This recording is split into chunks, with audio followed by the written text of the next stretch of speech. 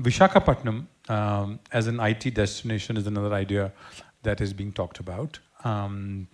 We realize that the submarine cables would probably be landed there, so great connectivity could happen.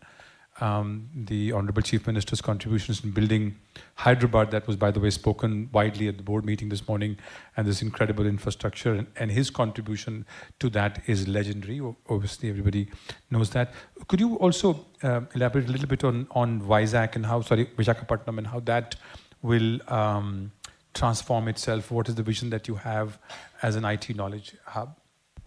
And fundamentally, I think all of us have to accept one thing, which is the Telugu people, the people from both Andhra and Telangana play a very important role in the IT sector.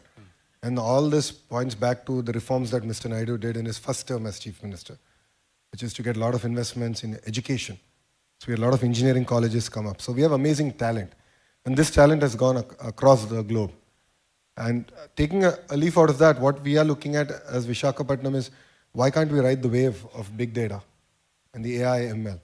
So like when you look at Hyderabad, it was all the Y2K boom. So we have a next frontier that we can now do. And that's where I believe that Visakhapatnam can play a very important role. So we have renewable power. It's a beautiful location. So I keep jokingly saying, if Bangalore were to marry Goa and have a baby, that would be Visakhapatnam. It's gorgeous. It's absolutely gorgeous. So it's a great location. Amazing manpower, and we have a progressive government, a government which is not just talking about ease of doing business, but speed of doing business. Because though lot other states have done on ease, but speed is the biggest challenge, because investments have just gone up. And even a month, 2-month delay throws your entire business plan out of whack. So we understand that, and we want to deliver on the speed of business promise. So Visakhapatnam is going to be a focus from an IT perspective, our chemical, pharma perspective, and even medical devices manufacturing. So it's going to be a hub. We're going to do the entire ecosystem. All the ITIs, the polytechnics, all the engineering colleges there are going to focus on creating world-class curriculum and delivering on that promise. I'm going to turn to a bit of a sobering topic, something that you faced immediately after the government took over, which is this devastating and the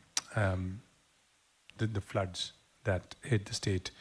I think in a space of 2 or 3 days, centers, including urban centers, were deep underwater.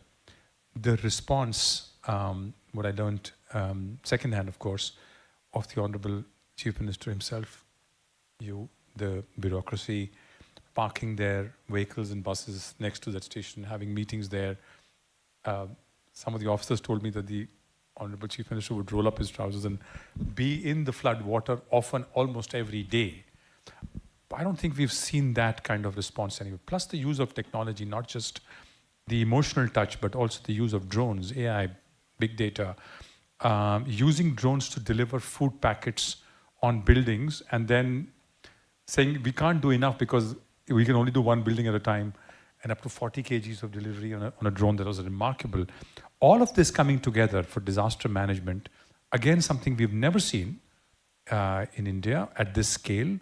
One of the officers told me that he knew in which lane how many refrigerators had been spoiled because of flood, and then worked with the private sector to kind of have that fixed. So could you talk a little bit this, I know it's a disaster, it's a terrible human tragedy, but also incredible opportunity to learn about disaster management using technology and human touch in equal measure.